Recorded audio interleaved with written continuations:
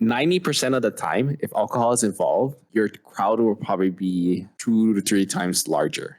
And that's because the alcohol getting everyone loose, right? And they don't care what song is playing. They're just grooving out to it.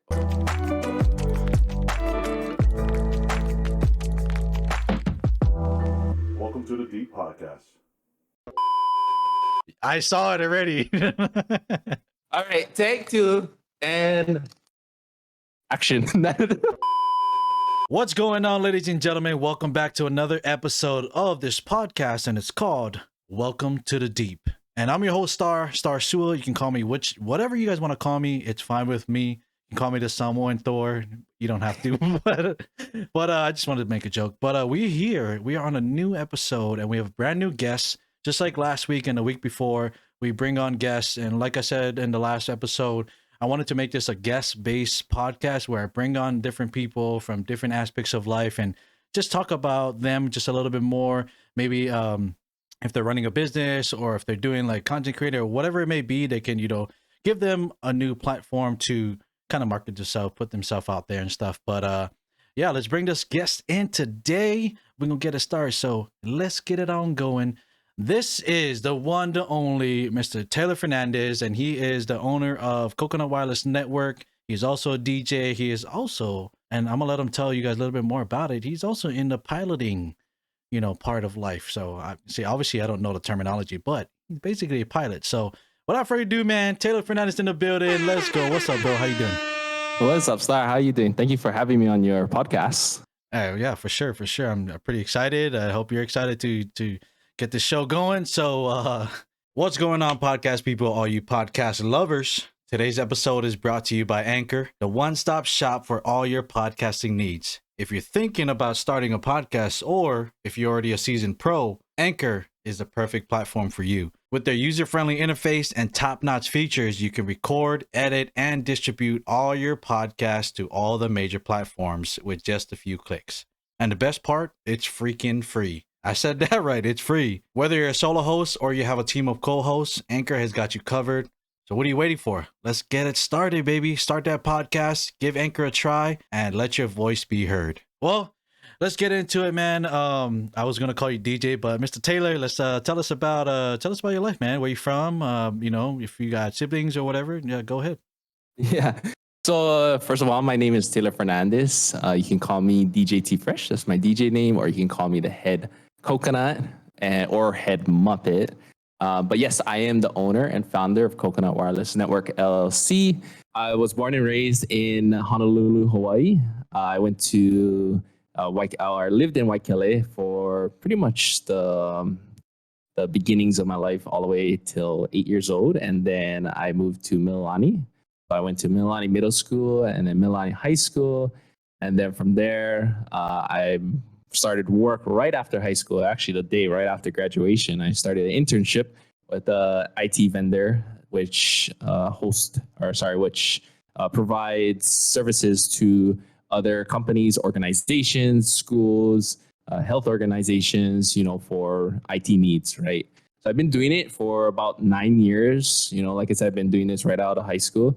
I also went to George's Aviation to become a pilot. I'm a private pilot, single engine and multi-engine. I went to UH Manoa to try and finish up my computer science degree. Unfortunately, 3 years ago, I ran into some health issues, with myself. I don't know if you know this, Starr, but I had a retina disconnect in my. Oh, damn. So I don't know. And they didn't really tell me what it was from. It could have been from, abnormal amount of stress or just over time, retina, especially I'm gonna be honest, it's I'm kind of blind as a bat, but I'm corrected. So for those that are looking at me like, hey, did you just say you're a pilot? I said, yes, I can still fly airplanes as long as it's correctable. Okay, that's what the FAA guidelines say, as long as the visions is correctable. But yeah, so anyway, I had that little incident, which kind of slowed me down and kind of made me realize, okay, I got to rethink what I want to do in life, right? And how I want to strategize and plan out and prioritize, right, what I want to do. So that's where I decided to, start up my own business, right, my own IT managed service provider business, and including esports tournament organizer business, which is Coconut Wireless Network. So we'll get into that a little later. But yeah, that's pretty much my life stories and childhood stories. But yeah. You got any siblings? Yes. So I have three younger sisters. Uh, one just graduated from high school, one is in high school, and one is in elementary school. So I'm pretty much their big brother, and I watch over them.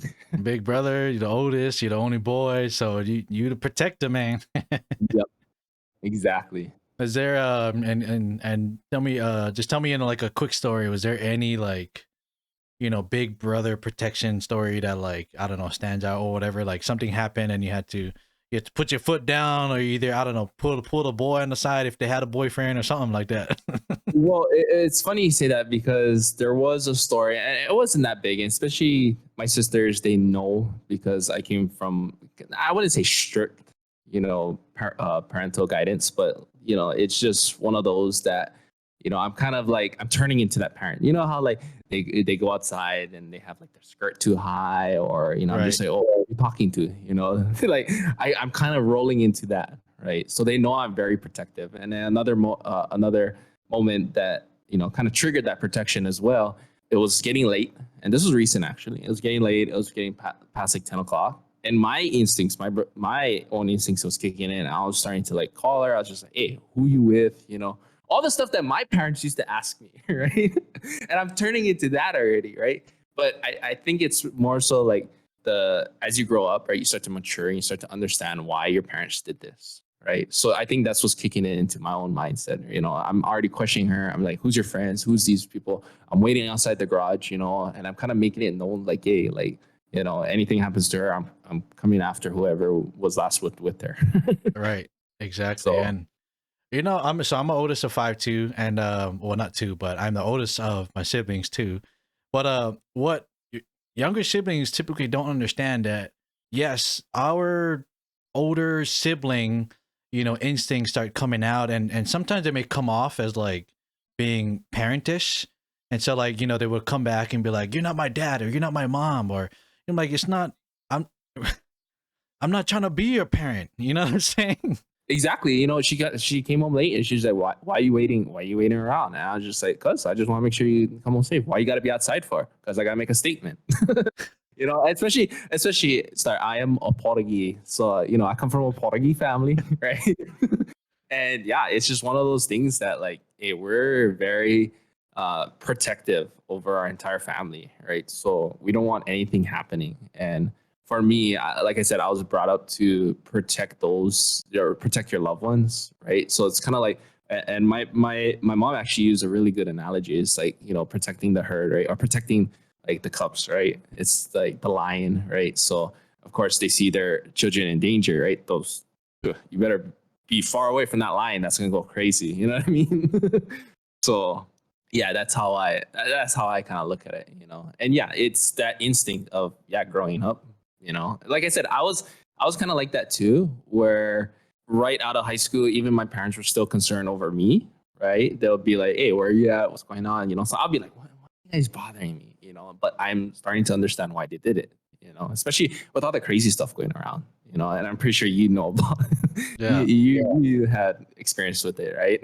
Yeah, for sure. And like what these young kids, especially in this generation, what you don't realize if you're watching and you're like, in the younger generation or whatever, like 18 and under, what you don't realize is you don't know everything. Trust me.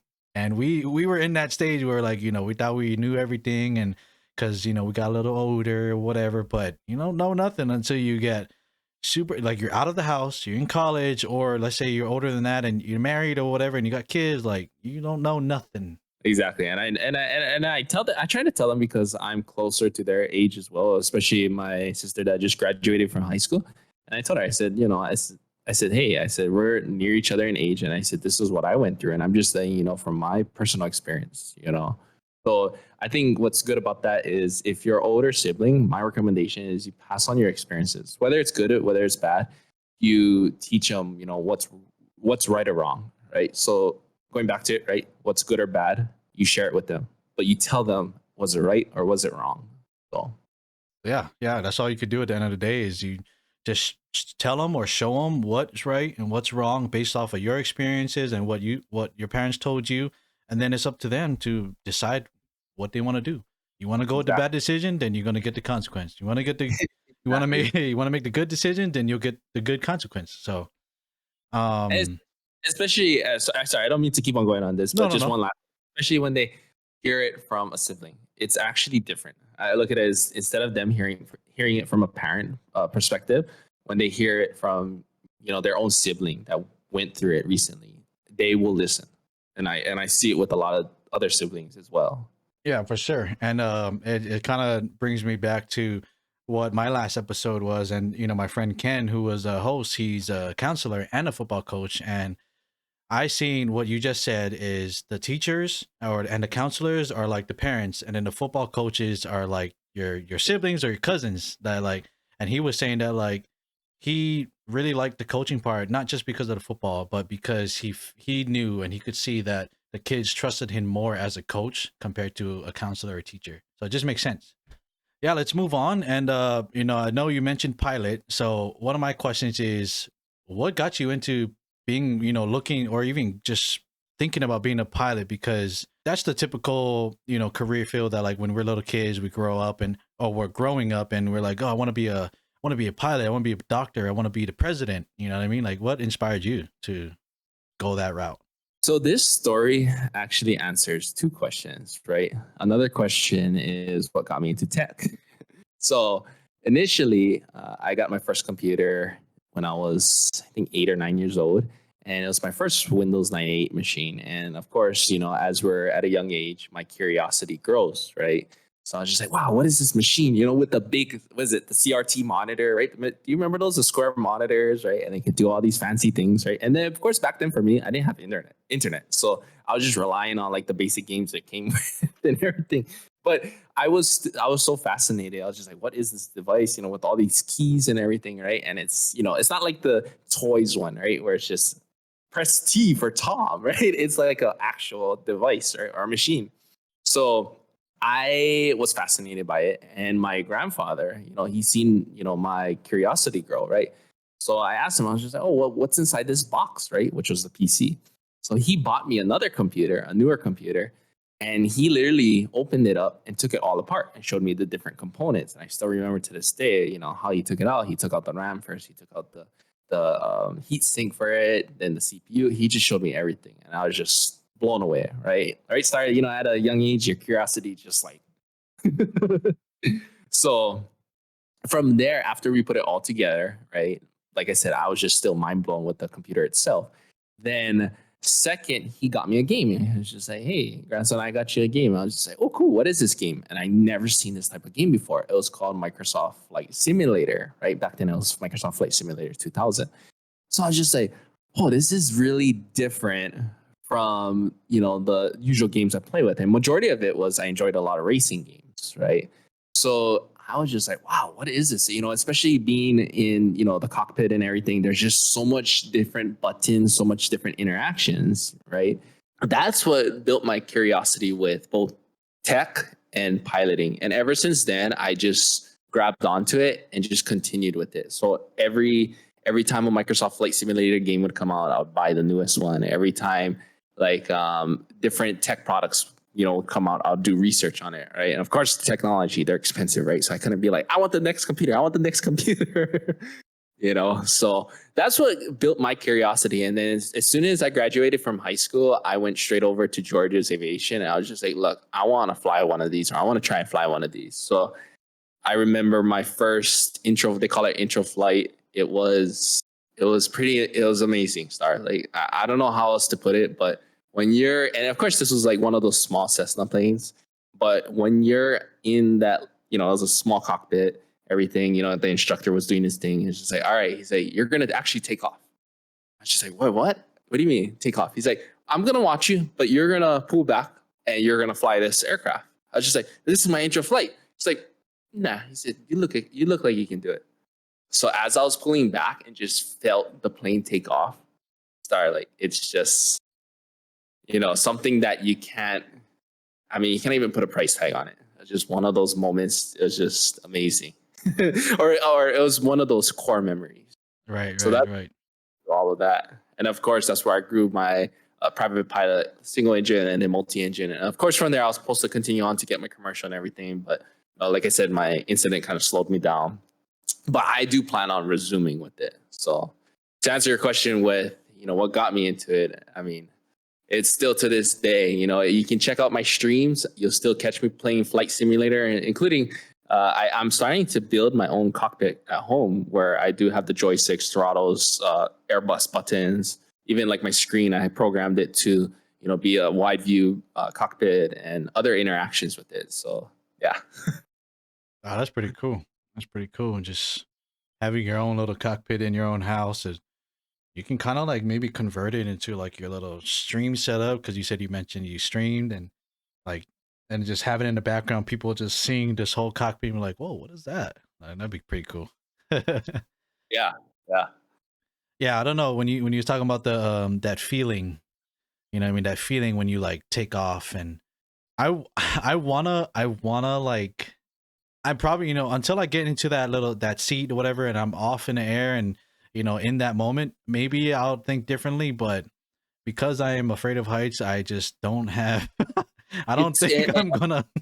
Yeah, and the part about it though is, I think, and people are like, well, isn't that like sitting, on an airplane and feeling that takeoff, right?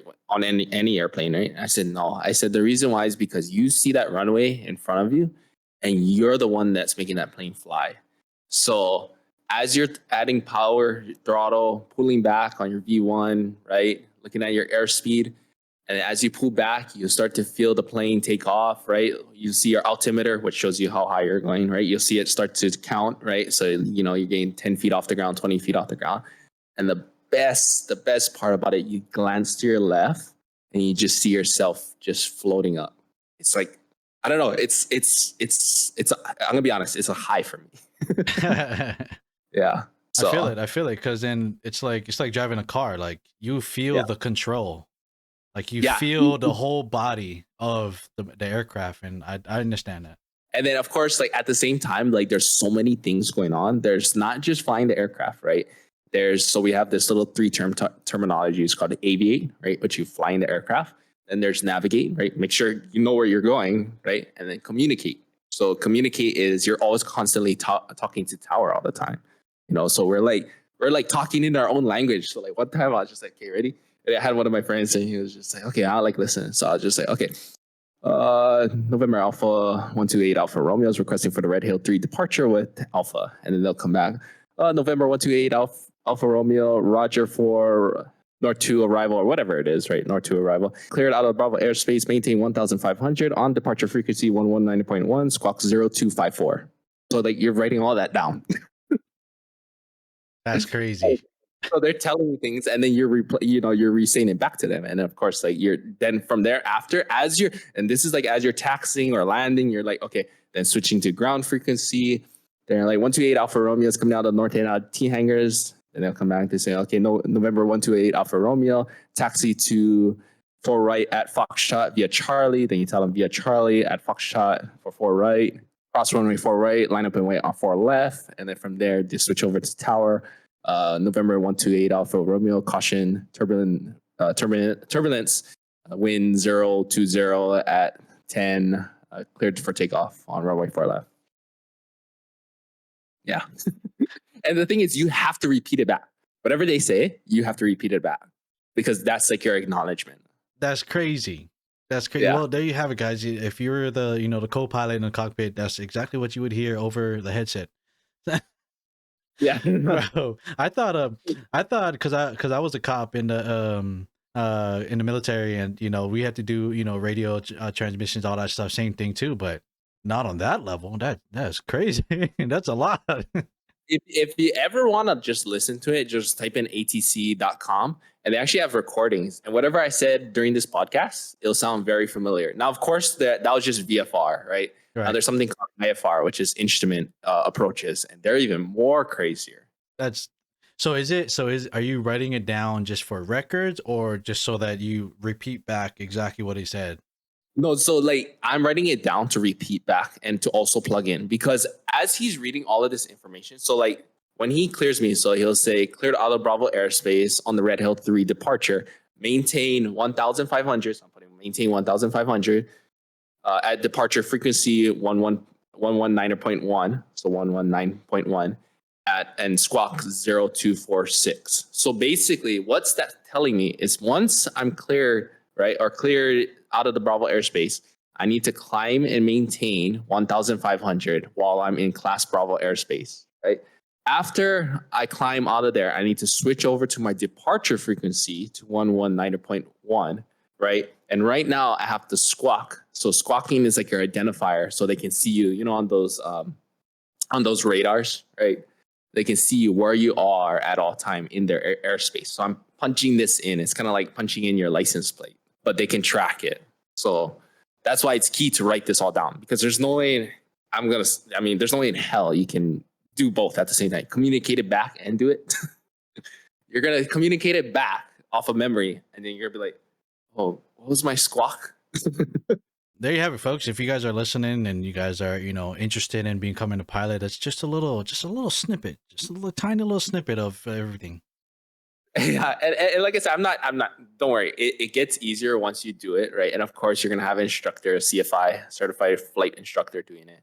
Helping you out. Once like I said, my intro flight, when I heard all of that, Starr, it just sounded like a different language. I was just like, you look at me, he's like, did you get that? I was just like. So once you get the hang of it, then it's like it's gonna be a second language to you. So your other career is well, I don't know if like you can correct me if I'm wrong, if it's like just a side hobby or whatever. You're a DJ, and just looking at you, I never would have thought that you was a DJ. Tell us a little bit about that. So DJing, this started during middle school. While I was on that path of, being real technological with things, right? More so studying technology and understanding, how everything works. It was just weird. I'm not too sure how it came about, but I think what I was trying to do was I was trying to put together like two songs, right? Because it was just curiosity. I heard these two songs, and I was just like, how am I going to put this together? So I was kind of like Googling ways of doing it. And mind you not, I was like 13 years old, 14 years old, trying to figure this out. And this article came up about using a program called Virtual DJ, right?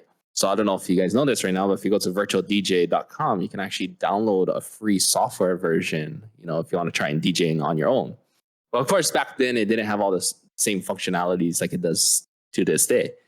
So when I first download the program, right, I was kind of playing with it, and I was fascinated again. My curiosity grew, right? I was just like, wow, you can do all of this. You can scratch, of course, this was on a computer I had a small little MSI computer. And I was just like, wow, this is really cool. And I started to make little beats off of it, right? So I started to like mash up other songs. I started to look up a lot of instrumental songs, right? So easy songs to mash up at the same BPM, right? Beats per minute. And from there, I just started to save my money, buy my first sound system was the Radio Shack speakers. I don't know if you've seen like those red Radio Shack speakers, but I had those. And my first gig, mind you not, was in 8th grade for someone else's graduation. So I was literally DJing, right, on my laptop with some Radio Shack speakers for a graduation party, right? But I had it was just enough, right? I had a Radio Shack wireless mic, Radio Shack amplifier. So I just used all the money that I saved up, and, it went towards the sound system, right? And of course, the DJ was all virtual, right? So from there, after my first gig, and I think what even grew me upon DJing was seeing everyone partying and seeing everyone have a great time, right? I think that's what just makes DJs happy, is when you see everyone just dancing, having a great time, celebrating, right? Your DJ momentum just even kicks up more. So from there, it just grew upon me to, continue to save up whatever I get paid from that gig. And of course, I didn't charge that much, I'll charge like 100 something, right? And, I'll just put it away, save it in my DJ piggy bank, and from there, upgrade it. So after now coming 10 years from that, right? From now, I probably invested over 20 grand in DJ equipment. So all the stuff, you guys see on my Instagram, it's all premium stuff, And from there, I just continue it on, because like I said, it's something that I enjoy doing, on the side. It takes my mind off of things, right? And, they like I said, music brings a lot of things to life, right? So of course, Star, right? When you have your days or when you want to get motivated to do something, I'm pretty sure you turn to music as well, right? And I like get you pumped up, right? Or even people when they go work out, right? They get you pumped up, right? So kind of that's what music does for me. It gets me pumped up to DJ, Yeah, But I like there's a saying that was told a couple years back, and it makes so much sense. And with everything that you just said, and it really ties into exactly what I'm about to say right now. Music is the food for soul. exactly. But yeah, so from there it just grew, and then I just started to DJ as a side gig. I wasn't planning on doing it as a full-time job just because I already had different plans for myself, and I still wanted to do it to do on the side and have fun with it, right? Or even do it to make some extra money, right? But yeah, it's just more so to provide that energy for people, and just I love it when I see people just celebrating and having a great time. So the best way to see it, to be honest, is being a DJ. Well, if you're DJing good, right? I got a question for DJing though. Like some people, I mean, I get it. The equipment is super expensive, and a lot of like you said, you invested $20,000. But I feel like some DJs charge way too much, and because if you really think about it, like at a regular person's perspective, it's like we can just get pretty decent sized speakers, like studio type speakers, and plug your phone in, and then boom, you got music. So like, do you think some people overcharge, or like, what do you think is like a good price for, like, I guess hourly, I guess? Yeah. So now this is a question that I can get, good feedback or nasty feedback for saying, from my own personal experience. But like I said, everyone's entitled to their own opinion. So don't shoot me, okay? But when it comes to DJing, I just want people to understand that usually, especially for my own perspective, right, as a mobile DJ, right, and including club DJs, wedding DJs, any DJ, right, it's not about the equipment they bring. Yes, it is, but it's not. It's about the time and what they're sacrificing to be there for, right? Understand this, majority of all the events is on weekends, right? You're taking our own weekend away from what we want to be with loved ones if we have our own events, right? So that's one thing, is that you're taking away our potential day or special day, right? To provide for someone else's special day. Let me cut in real quick, and just to kind of help out people not bashing you about that, and some people might even say, like, I don't know, maybe I might get some comments in the podcast, but like, well, then if you're complaining about the time, then don't do it. Like, that's not the point. That's not the point. That like you're taking the DJ's time to be there and all that stuff. Time is money, and that's what he's got to do to make his money in that career field. You know what I mean? Like, we're not trying to. It's not trying to make you feel bad that you're taking the time away from the DJ. You know what I mean? Yeah, I mean, yeah. Don't get me wrong. It's not more so like you're taking away our own time. It's more so we're being there, right? And of course, usually, and like I said, usually, right, statistically, right, for parties, gatherings, all of these big events, right, are usually on the weekends, Right. right?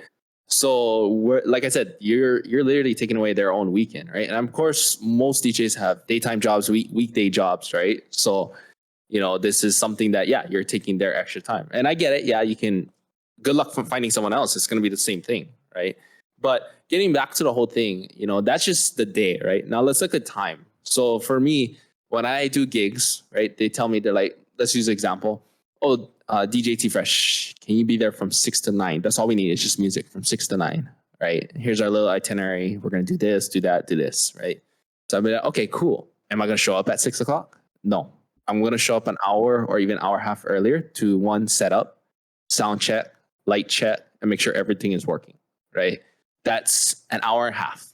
Then after 9 o'clock, when the event ends, are we just going to dip out and go like everyone else? No. We have to clean up. We have to put everything away. I have to go home. I have to offload so no one steals my equipment, right? So that's like another hour and a half. So we're really doubling our time to be there.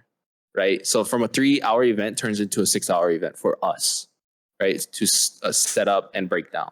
Third reason is the responsibility goes all onto the DJ or sound engineer or company, right? That's running the show.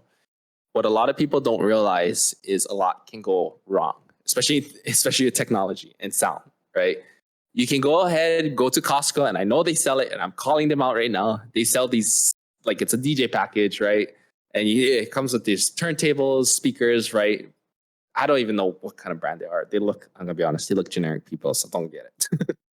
But you're taking that risk of understanding all of those components and making sure nothing goes wrong on that so-called perfect day, especially if it's a wedding, right? There is no second take, right? There's no second chance like this podcast. If we was to screw up right now, sorry. there's no second chance or there's no redo, right?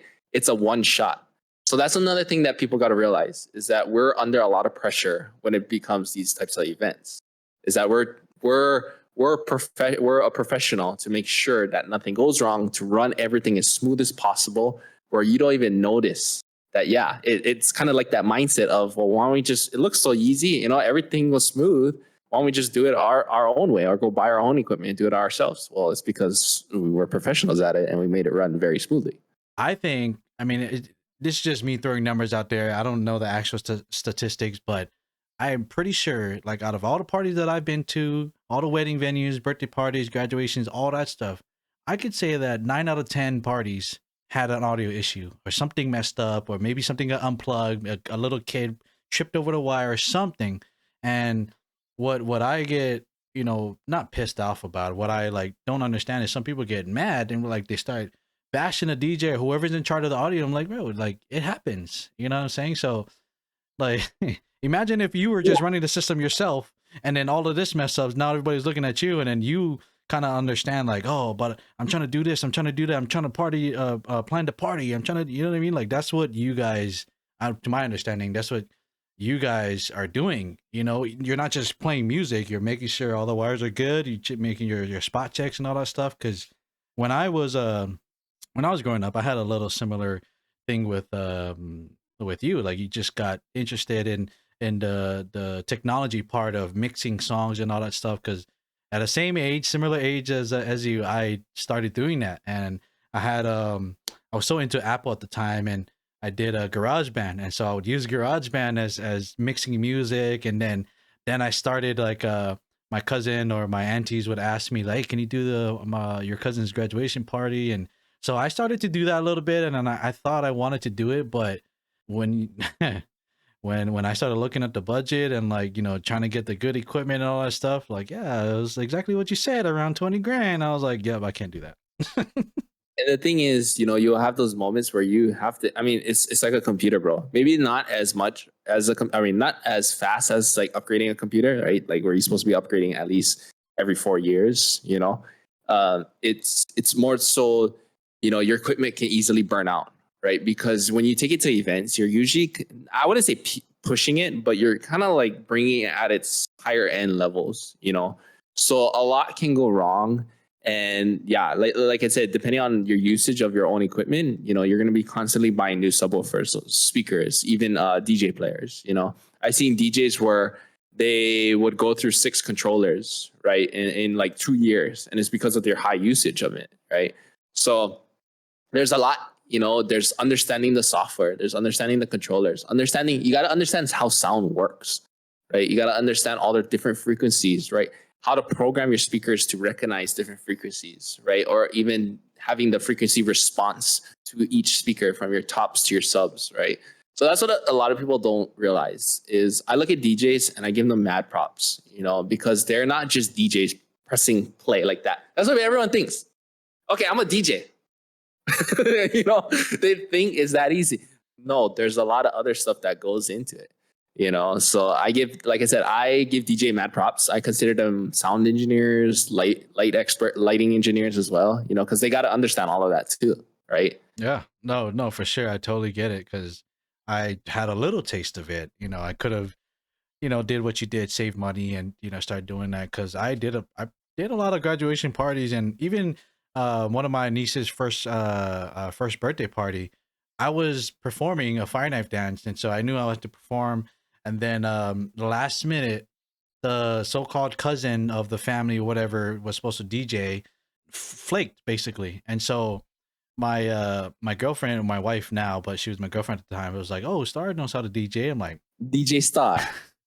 it was actually DJ Twinkles.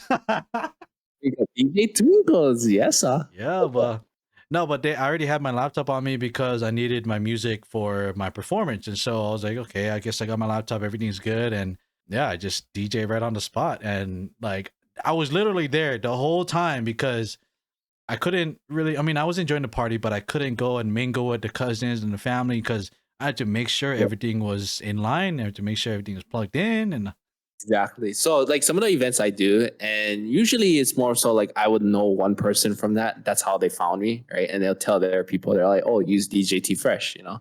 So they would get comfortable and they'll be like, oh, you know, relax, relax, Taylor, you can do your thing. And I said, no, I said, I'm working right now. I said, I got to make sure everything is like, my mind is like, I'm working, you know, I'm not here to just party mingle, right?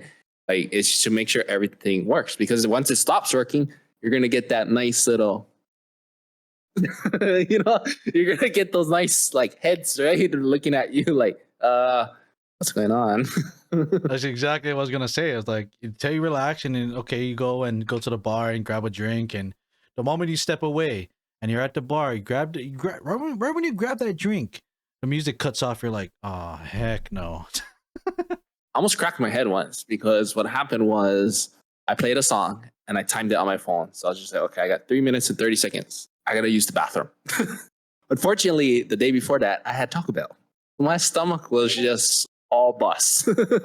So I went to run to the bathroom and, you know, do my business, right? And I look, and I was just, I don't know, I just like lost 2 minutes and I looked at my phone and said 1 minute remaining. I was just like, oh, you know. So I ran back. And as I was making the corner turn, you know, people don't properly dry off their hands, so everywhere's all wet. I literally almost ate it. Like I slipped, and lucky thing, I grabbed onto the door, and my head like hit the door, but I didn't fall down. So yeah, it's very challenging sometimes, you know, especially for me, Star. I'm a mobile DJ, right? So what does that mean? I bring all the sound and lighting, I set up everything, and I break down everything. That's just the bonus part, right? Meanwhile, I gotta make sure if bands come over, I can hook them up to my sound system. Or if I'm just DJing, I gotta have everything all ready to go connected, right? So as a mobile DJ, right, we're literally doing everything from start to finish, from scratch to, you know, final. So it's a lot, and that's why I only do it on the side because even some weekends where it's like, bro, like I got other things to do, you know, I cannot be doing it as like a full time, you know, especially what's going on. Yeah, for sure. And speaking of, you know, we're talking about DJing. You brought up songs and stuff like that.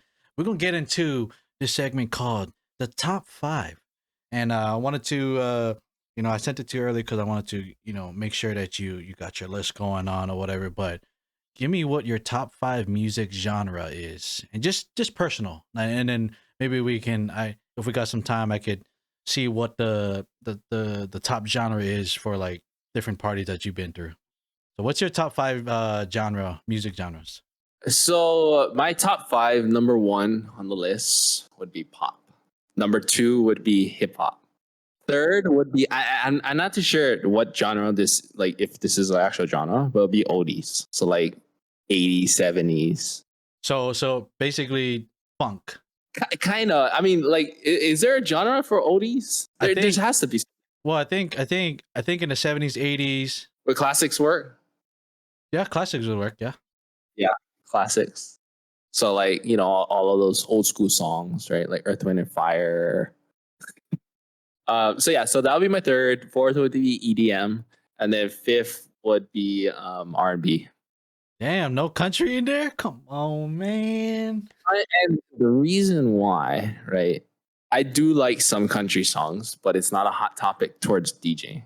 And it's just because of the area we're in, or like, you know, Hawaii, right? Hawaii in general. But that's just my favorite. You know what I mean? Like others, you know, could.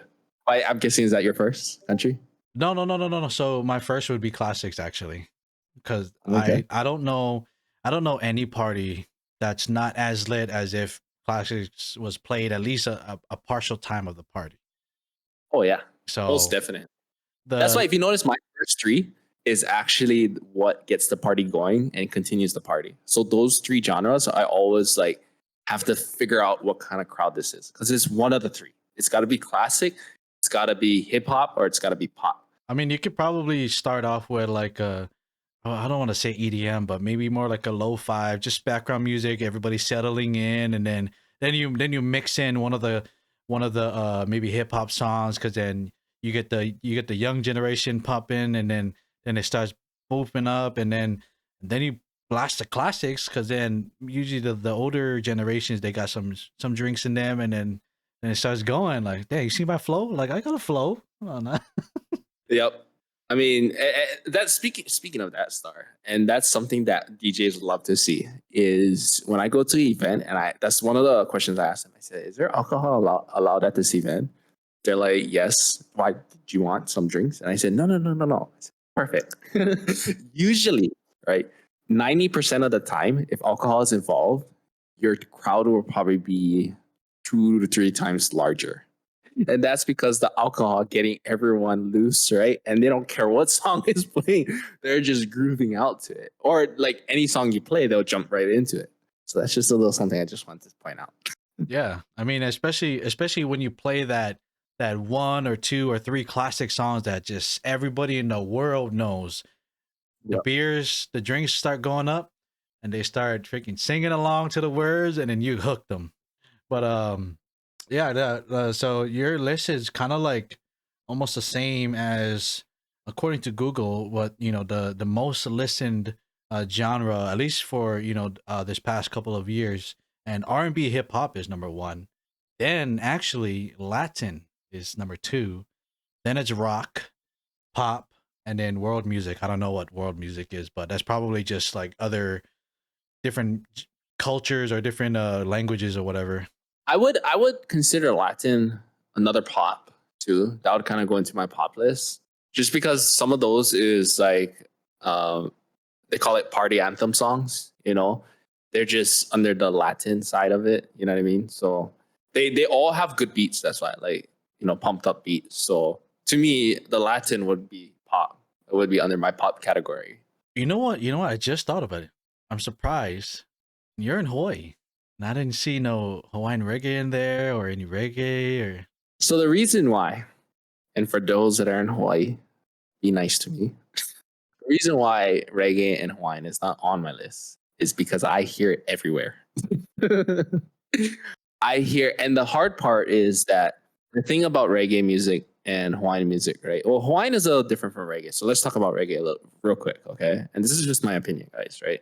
Is that reggae music cannot be updated as fast as pop or R&B, hip hop, right? As in, like, there's not a lot of artists or good artists in there that can continue on the reggae. So we're relying on our current reggae artists like Common Kings, right? All of them to provide the next songs. But of course, they're trying to make all their songs, right? So when you look at the reggae field, you're actually just kind of listening to the same stuff over and over and over, and for a DJ, it kind of, I wouldn't say get annoying, but it's just more so like, I heard that already, versus like you tune into like our radio station, like one of our reggae radio stations, you'll literally hear that song over and over and over. But you tune into like one of our pop radio stations, and you'll hear all these different musics, or at least every month they'll have a different music being played, right? And like I said, it's just more so the ratio, right, of pop artists versus reggae artists, So that's why I was about to say, like, so you're talking about the quantity of actual reggae artists or even Hawaiian reggae artists that's out there trying to, advance the music.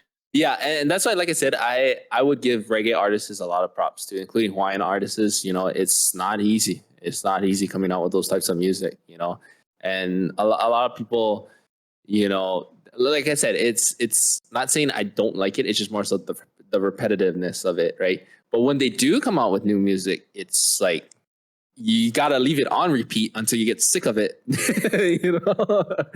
and then you move on from there. So I mean, that's why, like I said, that's why it's not on my list of that categories. It's just because like, most of the time it's just repetitiveness until like a new song or a new album comes out. Then it's like, oh yeah, this is fire. And then like the entire island is playing that same album because like I said, the ratio is not high, right?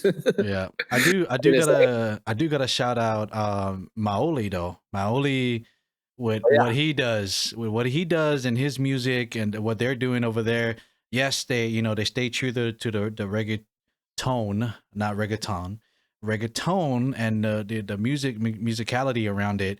But he brings in new twists by covering different songs and twisting it into like a reggae beat and all. Like it's so new. Yeah, and that's something that I'm starting to like with a lot of artists. It's not just reggae artists, but they're starting to utilize like other beats that's already used, but they're twisting it up, which is it brings out their originality.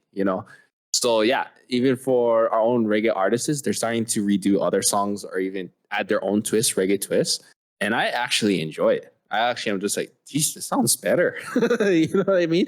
This sounds better than the original.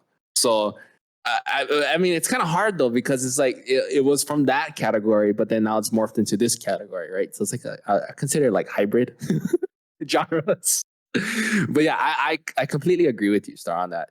And I hope to see more of those, revamps and Pretty much. I like to. I usually kind of just say covers because they're really just covering it in their own version. So, because that's really what covers are. I mean, typically when you think of covers, they're singing it a cappella and just mixing the different melodies while they're singing. But Maoli, I bring up Maoli because I think he is, especially out of Hawaii, he is the best in the business right now, covering other people's songs. That's just me personal opinion. So totally agree with you on that. And like I said, anytime they come out with new songs, I mean, it's fire. But like I said, that's the unfortunate part. It's become such a great song, but the whole island just sticks to that song. I do got a question about that, and I asked this question. I've asked this a lot, actually, just randomly with conversations with people. There was only one song that you could listen to for the rest of your life. What song would that be? Ooh, for the rest of my life.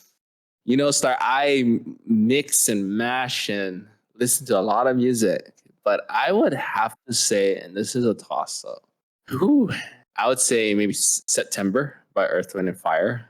One of my favorite songs. And another song that I enjoy listening to. Sorry, you give me a hard question. I would say number one would be September by Earth, Wind, and Fire. I think it's just a well-balanced song of being able to party with it and be able to just casually listen to it. Wouldn't you agree on that?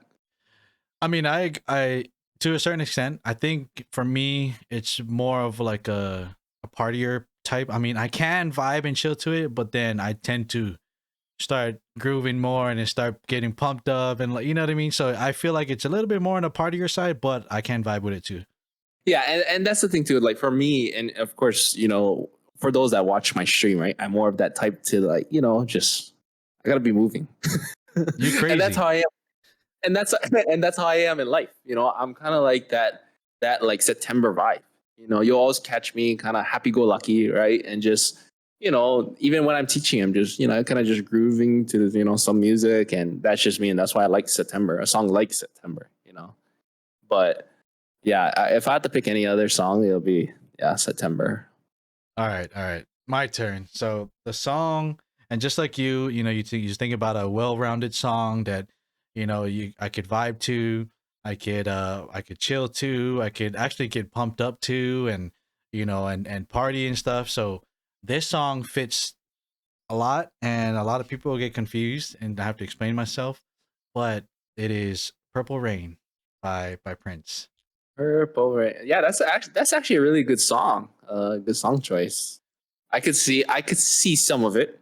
So some people the most confused part about me getting pumped up to it, because I told them I could listen to it going to the gym or pregame or postgame after a football sporting event or whatever. And it started out back in high school when I went to St. Louis High School. If you guys don't know, it's one of the prestigious schools in Hawaii, and especially in football. especially football. But so my senior year, we finally brought back the state championships for football, and the first song that we came into the locker room, everybody's on top of the locker rooms or on the ground, and we're laying down, hands wide open, whatever.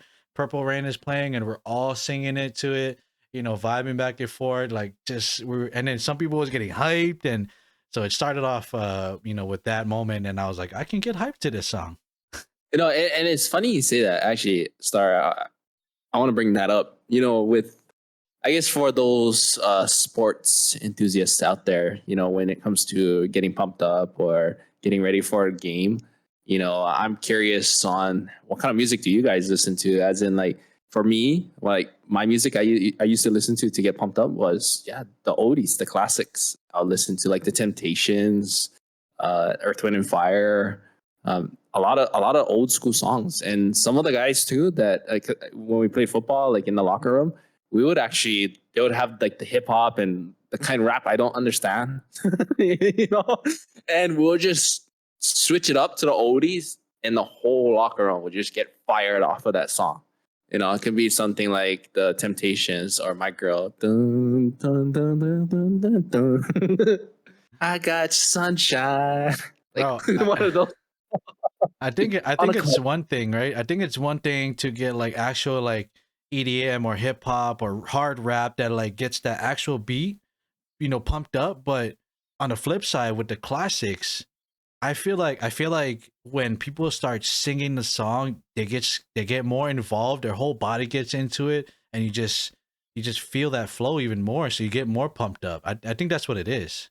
Well, I mean, that's the thing too, right? Like music has feeling, right? So when these types of music comes on, right, it brings back those feeling of just releasing everything, right? Because it's a song that usually I would think everyone would know, right? And it's a song where, everyone can be a part of, not just the youngies, not just the oldies, not just, grandma or papa or uncle, auntie, sister, everyone's going to know this song, so I think that's why, and like you said, music touches the soul, so like these types of songs really touch everyone, Yeah, no, for sure, and in a very emotional way, and like what I tell people all the time, like us human beings, we're naturally supposed to be emotional. We're connected emotionally, and for two people to start singing the same song and we look at each other, you feel that automatic connect, and that emotion just like rises, and it's like a good emotion. You know what I'm saying?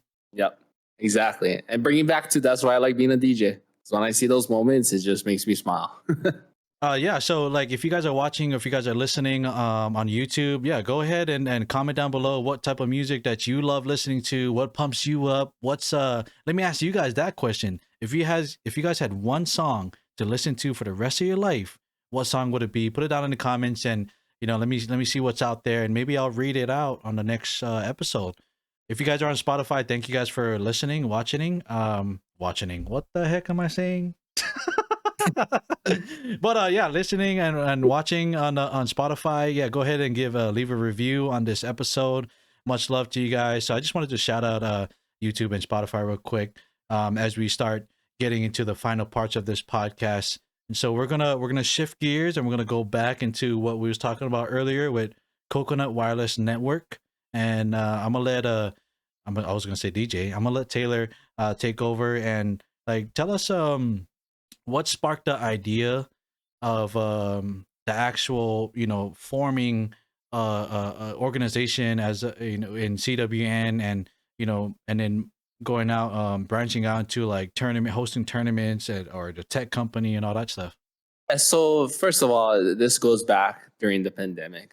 This is where it all started. I started streaming back in 2020 on a platform called Mixer, which is no longer in existence now. And I moved over to Twitch. So with that, along the courses or along the line of learning, how to become a streamer, how to become a content creator, I also learned that it's your community is what helps you grow as well. So after a year of myself streaming, bouncing between platforms, I decided to tell myself like, hey, I need a community that can help not just myself, but help each other out, right? So from there, that's where I developed a name called Coconut Wireless Network. Now, the name portion, right? Or I'm sorry, that's where I developed Coconut Wireless Network, right? Now, the funny part about the name was we were streaming a game, and I still to this day remember because that's where I grabbed the name. Was playing what was it? Fortnite. Fortnite was pretty hot back then, right? And two of my friends was from the mainland, and it was me and my other friend, which was down here in Honolulu, right? So I believe like every other game would get like a junk lobby or like we'll get lag and we'll get all these weird spikes, right? And then they would start joking around with us. They're like, "What is up with your guys' wireless over there? Your guys' coconut connection?" They'll start throwing like these coconut names at us, right? And they will kind of like morph it. They'll say like, "What's up with your coconut wireless over there?" And what's up with your guys' network connection? Da da da da da, right? So anyway, after like a few days after that, I was just like, man, this name is pretty catchy, Coconut Wireless. And then I was just like, I bet you it's owned, right?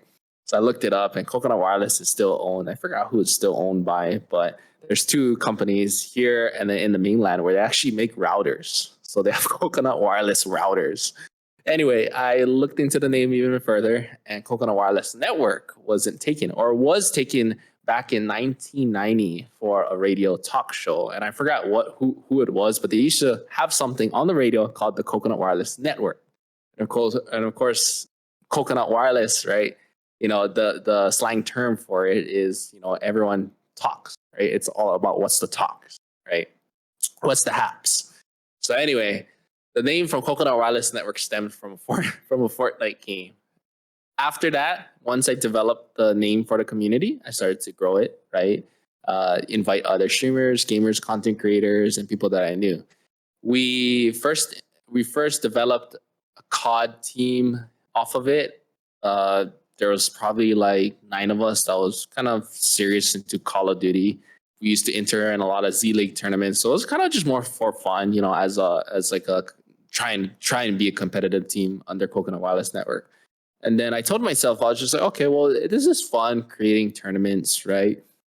But I wanted to, make something on a Coconut Wireless Network because I know that a lot of people were doing the same. So I was just like, how can I make Coconut Wireless Network different from others? And I told myself, I was just like, well, first of all, I said, why don't we make it into a business? Okay, what are we going to make the business into? Well, something that I'm good at, which is IT, right? And something that everyone needs. So while I was thinking of that, right, we was running into a lot of IT issues, or our team was running into a lot of like gaming issues, streaming issues. Starr, the whole haps with all of that, right? Right? When you first get started in the streaming game, when you first start playing Call of Duty, you're going to have all these different types of issues, right? So my job was to make sure that just Coconut Wireless Network team was up and running, right? And then from there, what happened was a lot of people found out that I was helping our own team. So they started to ask me for tech advice, right? And that's where I took it. I was just like, look, this is something we got to do. We got to turn Coconut Wireless Network into a IT tech company because there's a lot of people out there that needs our help. And like I said, this was during the pandemic, right? So, a lot of people didn't know who to turn to. From there, I developed Coconut Wireless Network LLC as an IT managed service provider, right? That's where we was able to grab our partners, PCmatic, which is an antivirus, anti-malware company, and other apps out there which help Coconut Wireless Network protect and optimize your device. So with that, we started off offering services, basic services, from protection to optimization for content creators, gamers, and streamers, right? So that's, of course, where we was working on all of those platforms, right? After that, we decided, okay, well, we want to even grow even more. So that's where we entered into the tournament realm, right? And I'm pretty sure this, Starr, is because that's where we met you guys, right? You guys were heavy into hosting the Call of Duty tournaments. And at the time, there was a lot of issues with Call of Duty, right? From their game to the cheating, right? So that's where we worked together, right, with Roots Global Entertainment and Coconut Wireless Network on developing our own anti-cheat to run for your guys' tournament. So that's where we realized we were just like, okay, we can create and develop these other tools to help other communities, with tournaments and all sorts from there, right? After that, after we created our own anti-cheat, was just like, look, we can really utilize this anti-cheat for other tournaments as well. So another game that everyone else was playing was Apex. So I decided to reach out for Apex. And at the time, you needed those special tournament keys, right? So fortunately, Apex came back to us and said, hey, you know, what is your guys' plan? What are you guys trying to do? So I told them what Coconut Wireless Network's, you know, goals, visions were, right? And that's just why we want to run the tournament for the community of Hawaii, right? As well as trying to launch this with our own anti-cheat. So they was fascinated by it. And from there, we just ran, I believe, 2 tournaments already from Apex with our own anti-cheat. Bridging off of that, right? That was last year. Those were our focuses last year. Now we're starting to really touch up on all of our services and our applications for businesses, for other businesses, because we've been getting a lot of questions from other businesses like, hey, you guys are an IT service provider. Like, what are you guys doing it for? Are you guys doing it for businesses, or are you guys just doing it for the consumer level? I said, no. I said, we're both. I said, we're consumer and business level. So that's where we're able to work with other people from, you know, La Pietra, Aloha Water, right? And we're getting another contract out in downtown. So that's pretty much. I know it's a lot. You're like, No. wait, what? No. But stop me if I'm just rambling on about it. But yeah, so our main focus is being an IT company and as a managed service provider, providing protection and optimization for all your devices, your device needs, from the consumer level to business and now education level. And of course, with that, we have created some other fun and different realms, hence what you see behind me, which is called Techzone. And we're looking forward to expanding from there. Yeah, no, that's pretty cool. And that's something that I've known. I know you brought up Risk Global Entertainment. Just a quick, just so people that are listening, you guys don't know what that is. They're, you know, we're another organization, you know, Risk Global Entertainment LLC, and we're essentially a gaming team, streaming team, content creating team, and you know, we do want to host more tournaments and all that stuff with different types of games. But you know, like what Taylor said, you know, we've partnered up with them and figure out how we can help each other on each end of the spectrum. So yeah, if you guys if you guys are interested in, like, you know, in the gaming aspect, streaming, or even tech or whatever, I know CWN Coconut Wireless Network has a website, and they have more information on there. The links will be down below if you guys want to check that out. Also, the website for Roots Global Entertainment, just to, you know, if you guys want more information, like I said, that is something that, like, really, you know, with music, how music connects people and stuff like that. Like, people don't realize that the streaming and even content creating, or even just video gaming, like, that brings a lot of people together. And you know, that's one thing that I really appreciated with both sides of our families, you know, with RG and CWN. Like, I just, like, you know, you're co-founder, man. I grew up with the guy, man. You know what I'm saying? So I really appreciate what you guys are doing, you know, with you know, what you guys are doing, you know, with the tech side, and you know, the anti-cheat, because, you know, like you said, it's a very huge thing in video games, not just Call of Duty. But I know if you want to touch up real quick on some of the relationships that you guys have with CWN. I know you guys have the PC matter. Like, give us a little spill on what exactly on the tech side, with, as far as, like, you know, antiviruses on the computer and stuff. I know you guys do that too, right? Yeah, so one of our main partners and our most supportive partners is PCmatic. PCmatic is an antivirus, anti-malware company, 100% in the USA. So literally, it's homegrown. And we decided to partner up with them because not only if they provide, or sorry, they and us, we provide protection for your device, but we can also utilize it to, you know, give you reports on your device, maintain its optimized performance peak, right? And also not just on the consumer level, but on the business level, right? There's a lot of threats going out there. So why PCmatic is so different compared to the other antiviruses is that they utilize something very unique. It's basically called application whitelisting. What that means is it has to be that program or application that you're trying to run, or even service that you're trying to run, has to be a part of our whitelist. And our whitelist only has the 100% authentic programs, right? Something that either PCmatic has researched or CWN has researched, which will get approved into our own whitelist. So if it's another program that you're trying to run, or let's just say you download something and you thought it was a good program because it said it was from Microsoft, right? It'll get stopped because in back of it there's different file codes that we look into, file hashes, right? And if it doesn't match our active whitelisting, then it ain't gonna get passed through. Another beauty about it is since we are the managed service provider, if you go through Coconut Wireless Network, we will maintain and manage those whitelisting applications, right? And plus, if you're from Hawaii or even in the US, like Starr himself, he can reach out for local support, right? We're close, right? You can just say, hey, DJ, I got this, something's being blocked. Can you look into it? I'll be like, all right, let me look into it. It's none of this where you got to call, you got to wait 45 minutes, or you're talking to someone who God's nowhere, So that's the environment that we want to create for everyone, including not just the consumer level, but the business level for it. So we take care of your devices. Other partnerships, not just PCmatic, is we have Exit Lag. Basically, what Exit Lag does is it creates multi-path routing for your gaming experience. So it's very key, or it's very efficient in when you're playing video games that requires stable connection, right? And the cool part about it is Exit Lag looks at all these different multi-path connections and keeps it relatively available, right? So how Starr, I don't know if I'm pretty sure you had this. Everyone must have had a moment like this, where it's like you're playing and you notice like, oh, I just glitched out, or oh, like where the heck did my gun go? Or just something that it's like, whoa, I just had a spike in something, or I had a game spike, right?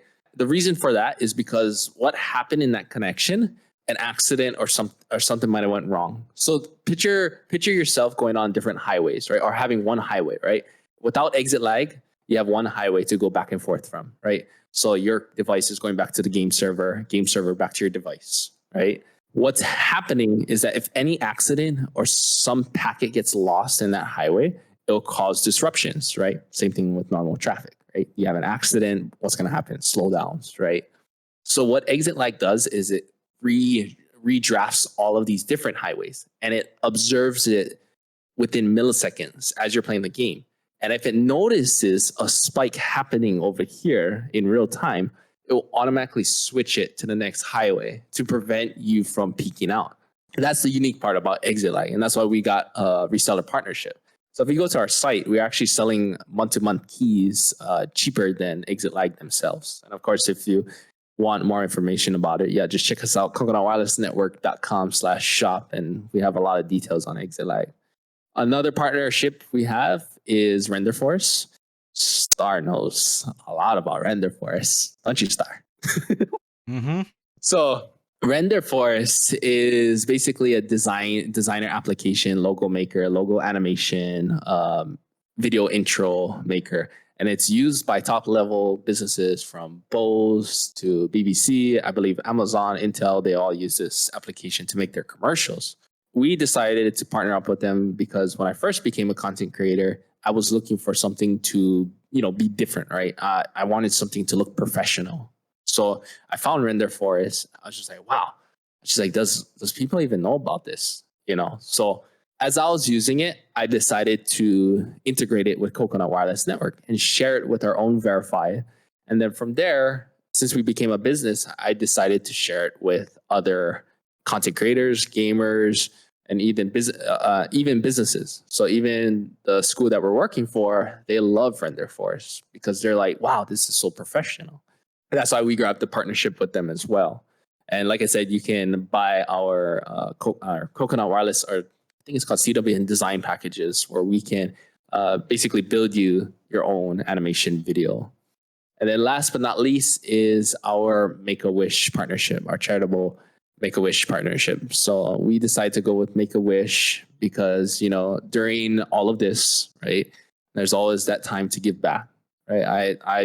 I'm a firm believer about giving back, especially to those that, are in need. So when I was looking for a charitable foundation, I stumbled upon Make-A-Wish with all their stories, with all the keikis, going through, illnesses that, unfortunately, they have, right? when I first was starting to build up for that stream, and this was during Christmas, I didn't even know, Starr, that one of our own verified was one of the Make-A-Wish kids as well. And the reason why he is a content creator to this day was because of Make-A-Wish. So Make-A-Wish made his wish, and that's the reason why he's a gamer and content creator to this day. So when I found out about that, I was like super touched on it. And as I said, like, we're going to stay with Make-A-Wish, because just by hearing this story and how connected he got with us because of Make-A-Wish, it just put a warmth in my heart. No, for real. For real. So we've been doing events. We're about to have our 4th event with World Wish Day in late May. So we'll be putting on a little fun activity, a fun stream for that. And like I said, all the money that we raise goes directly to Make-A-Wish Hawaii for all the, keikis that are battling critical illnesses. So those pretty much are our main partners.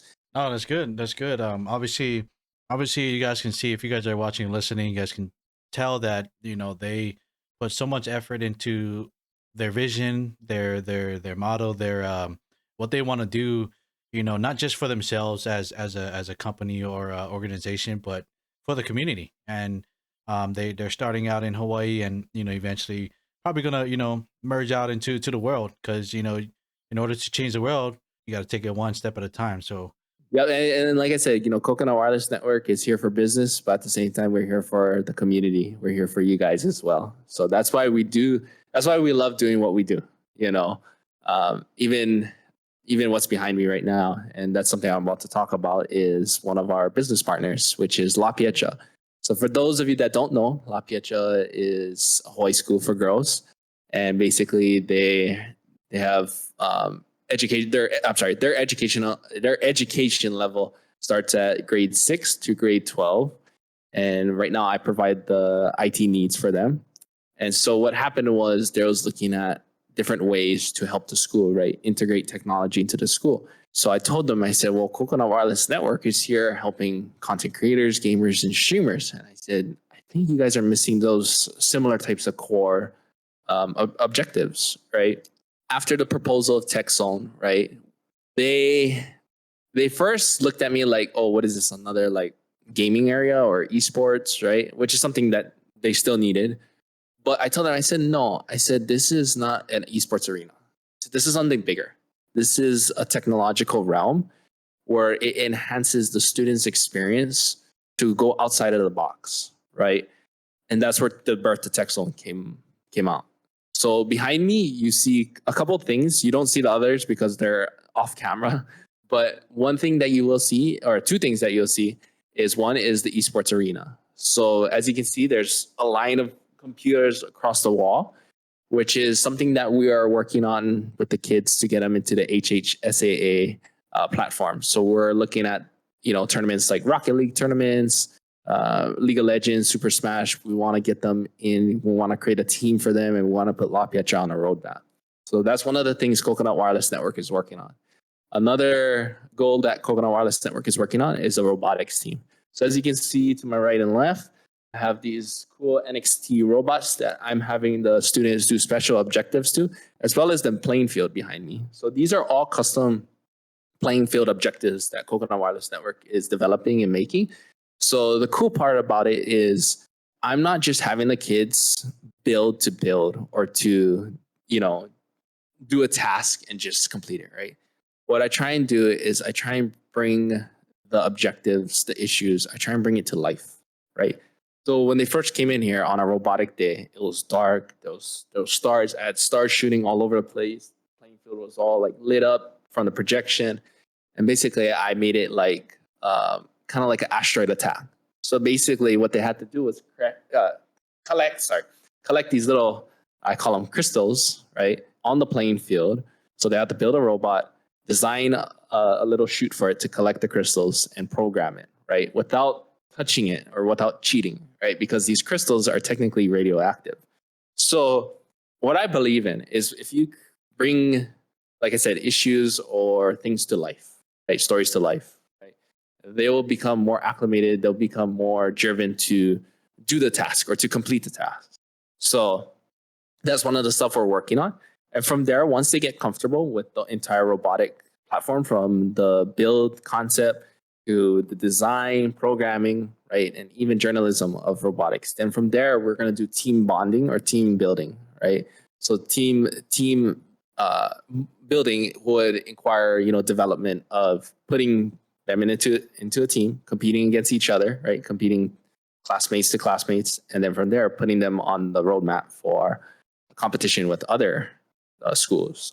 So that's two. That's two of the realms in here. The other realm is, as you can see, I'm actually using half of it right now. So this is the podcasting, or this is what we call Techzone. So there's a full podcasting ring over here with specialized computers, lighting, drops, mics, everything on this side for the students to be able to express themselves freely, right? Because every voice deserves to be heard. And, from there, they can do everything, right? From podcasting, newscasting, live streaming. So that's something that we're working on. And then to my left over here is we have 3D machines, which will soon to be integrating into the curriculum for next year. But with that, that's the whole reason why Techzone was built. So it's not just one realm, it's multiple. And like I said, it allows the students to go out of that or go outside of the box, build their creativity. No, that makes sense. And I could see the vision behind the whole thing. And then I could understand it, like what the whole realm of, the technology side of everything, or even just, gaming, like what we was talking about. Like, people are going to assume that, like, oh, you want to open up a gaming arena or an esports team, blah, blah, blah. But like, they don't know that, or at least what you guys are doing. I'm sure other organizations are doing something similar too, but like, that's like you said, it's like, to me it feels like it's just another playground, like another, I don't want to say playground, it's more of like learning and, like you said, expanding your, I like to say, expanding your imagination, getting out of that box, and really using that critical thinking of different aspects of the technology being used, or even within yourself, with like the podcasting, or expressing it through the gaming on the esports side, or expressing it through hands-on activities with with you guys building the robots and all that stuff. So I feel like it's a whole playground for your whole body system, like, if that makes sense, you know what I mean? Yeah. So the cool part about it, right, is that I try and change it up for the girls every week, right? So one week might be going and playing, Rocket League, right? What I do is I try and create an interactive experience, of course, from my streams, right? I create an interactive experience. So what I do is I tell them, I say, all right, ladies, you guys got 5 to 10 minutes to warm up in Rocket League. Let me know if you have any questions. Right after this, we're going to play 4v4. So you're going to be versing your own classmates. I'm going to be alternating all of every game. I'm going to be alternating, who's going to be playing with who, right? But we're going to treat it as a tournament style.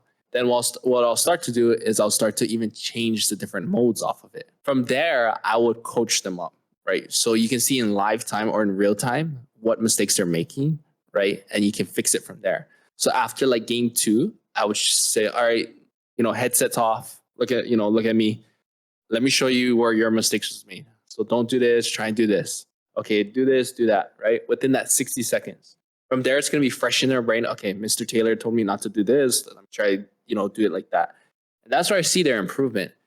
And the cool part about it is when they first started about 2 weeks ago, and like I said, all of these students, when they first started, they didn't even know what Rocket League was. Now they can at least play against programmable bots, which is very impressive. So of course, right, with that, I also have them talk about their experience. So they do their own vlogs with the Techzone and kind of like debrief themselves, right, on what they did, what they learned, right, and so forth from there. And then as those weeks are alternating, right, we'll switch it up. So we'll have like something, like I said, about the robotics. We'll have like a catastrophic event where all the esports computers are down because, the crystals are misaligned. So they have to go back into their robotics team groups and figure out how to regain, Techzone, right? Or how to refuel Techzone. So like I said, I believe in building these stories, building these baselines, right, with the interaction between the students, where they'll become more motivated to actually try and achieve the task, right? It's not just, I would call it like kind of like the paper pen way. This is more of so like, or like question and answer. This is more of so like utilizing STEM, you know, and that's what the whole plan of Techzone is to, you know, have a heavy use of STEM, right?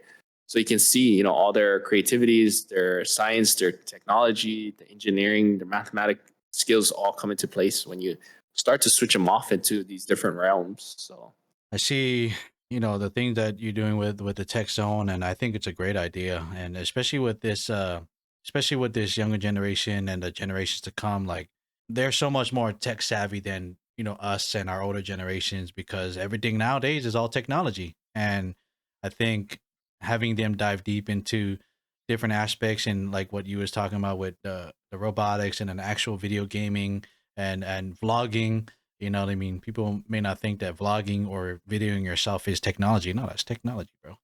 You know, but being able to utilize it in a more productive way, instead of, you know, having these kids just, you know, swipe on their phone and, you know, look at these stories, and that's very not productive. But at the same time, it is what it is. So I really do appreciate and admire what you're doing, to be honest. And I know I've mentioned this before, you know, we're friends and we've talked about it before, but I really do admire what you guys, not just you, but the whole organization is doing for the community out there. And for you guys to be impacting an actual school, actually being involved with these young kids, it's such a great thing. And I give you guys props, man, because, you know, along with running your guys' own organization and trying to host your tournaments, and, you know, you got this, you got partnerships with Exit Lag and PC Mannix, and, you know, that's a whole other thing. But to tack on actually giving back and making a difference in the community, that's a lot. And so I give you guys props, man. I appreciate what you guys doing. And I know for those who are listening or watching, I hope you guys would be feeling the same way I'm feeling, because that's a good thing that's happening. yeah, I mean, like I said, all of this is awesome and it's like part of my vision, you know, and achievements that I want to achieve, right? You know, just in life, you know, you got to understand though there is sacrifice, you know, and that's why a lot of people ask me to this day, they're like, "Where's DJ? Where is he? What is he doing?" You know, trust me, I want to still be streaming. I want to still be interactive with the communities, right?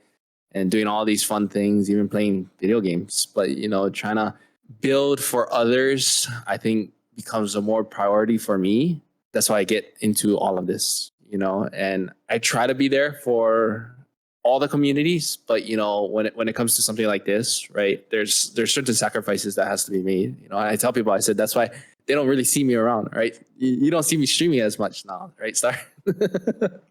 Or you don't see me as active, you know, even in the social realm, you know, and it's because of all of this that's happening. You know, it just comes down to sacrificing and giving back to the community with all of it, right? I tell people, I said, it's not something that we just be like, oh, let's put on Techzone. You know, there's a lot of planning, there's a lot of administrator work in the back end, and as well as continue planning. You know, a lot of people don't understand that, you know, I have to plan out Techzone. You know, it's not easy planning out something that the school has never had before. I can't pop open a book and be like, okay, how to use Techzone, or how to show your students, or how to keep your students motivated in Techzone. You know, so that's something that I try to remind people, is that there's a lot of things happening in the background. Yeah, for sure. For sure. But other than that, I mean, I love it, you know, and it's something that I'm gonna continue to do, and I hope to deploy. And our goal is actually to deploy more of these Techzone for other schools, even small schools or even businesses that are interested in doing something like this. You know, so Yeah, I was just yeah. about to say, like, I can already envision it. I could already see on the future ahead of, for you guys, and, you know, you eventually being in every single school, and even if it's because I know La Prieta is a private school, even the public schools too, and I think any school would benefit with something like that. And it's not, you know, it's not just about the video gaming itself, but, you know, the whole message behind the whole learning experience and getting involved, which is, you know, what some teachers might not like in the beginning because they're just gonna see it as gaming.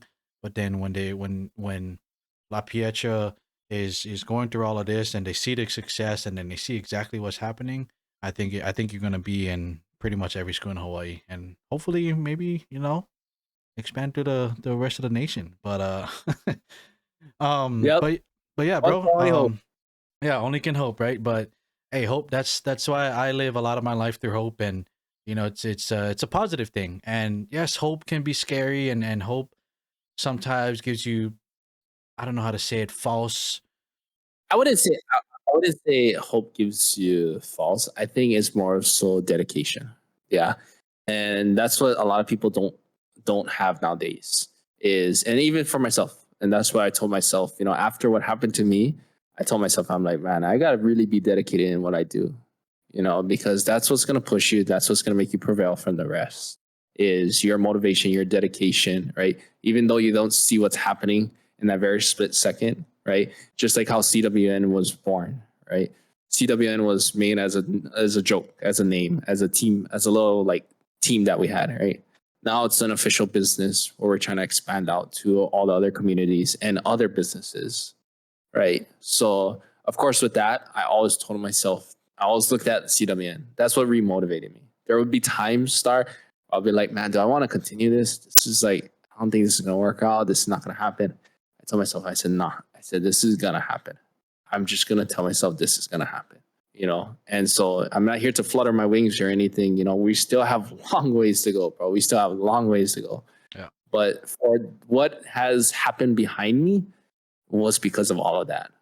So yeah, just keep hope in there. Yeah, for sure. And as we get to the end of this podcast, I'd like to shout out all of my viewers and all the millions of the millions of viewers. But no, thank you guys for listening. Thank you guys for listening. Thank you guys for watching. Appreciate you guys being in here. We're gonna send you guys off with some final words. So, DJ, one last question for you before we land this plane. See what I did there?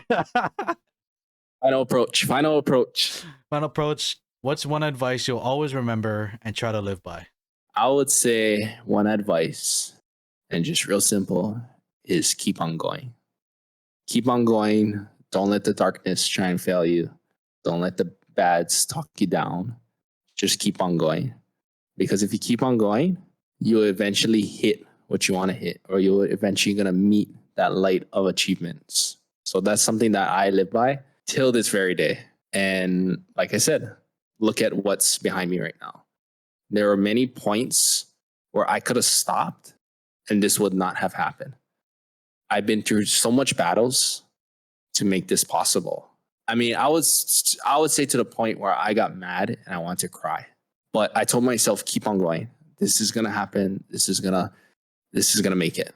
If you can just live by those simple words, I think you'll be a great overall person.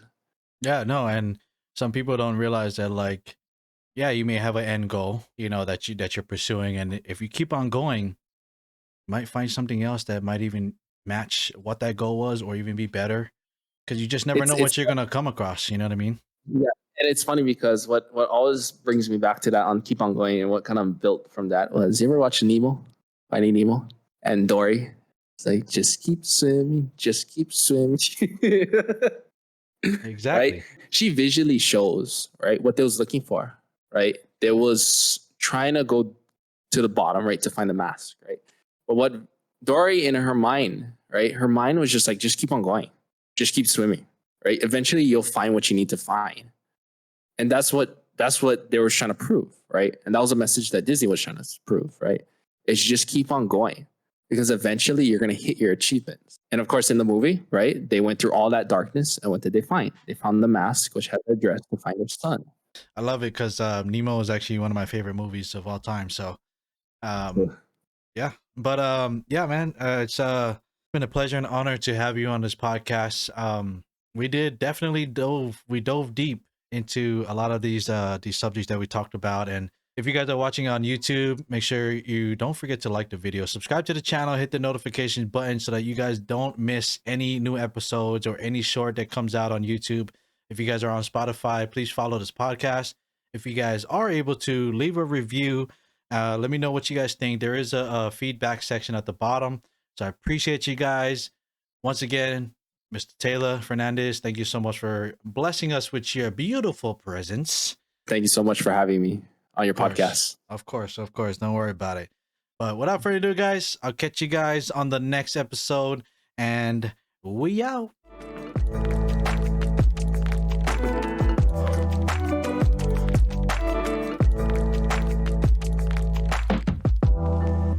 Welcome to the Deep Podcast.